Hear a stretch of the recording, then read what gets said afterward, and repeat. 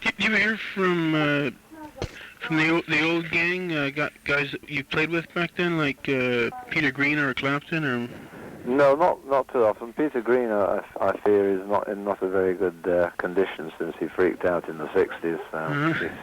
His playing has lost all its fire, and I don't know really what he's doing. The records I've heard of him don't seem to be saying very much. The musicians I run into most often, I guess, would be John McVie and Mick Fleetwood, because they both live in L.A. And so those two, and we occasionally run into Mick Taylor.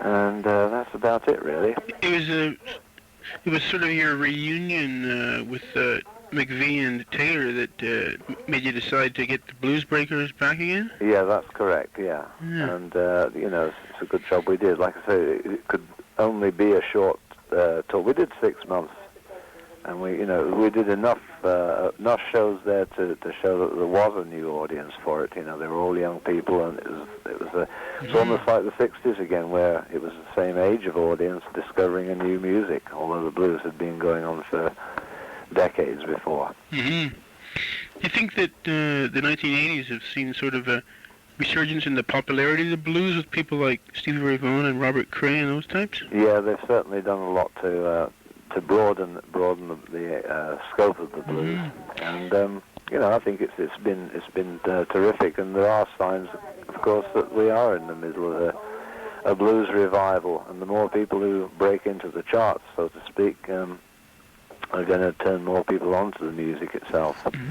Why has it been so long since you've been on a major label? Was it just tough for you to get a deal? Or? It's been very tough to get a deal. I think all throughout the '70s, I really didn't have anything that was that commercial, and I had a string of record labels who really weren't interested that much.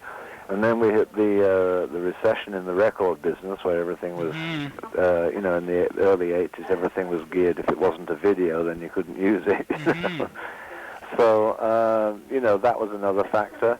And it just after that, it was just a nightmare. Nobody really wanted to know about it. But like I say, I'm pleased it has taken this long, because in the meantime, I've had 4.5 years with this particular band.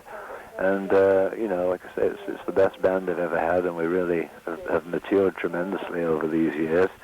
And so that when we did get the opportunity to go in the studio, then we were ready. Getting pretty tight now. Very tight. I don't think it'd be tighter. Right, sounds good. It's tighter, and it's also loose. That's the mark of a great band, is that it's different every night you play, and that's what keeps the band alive.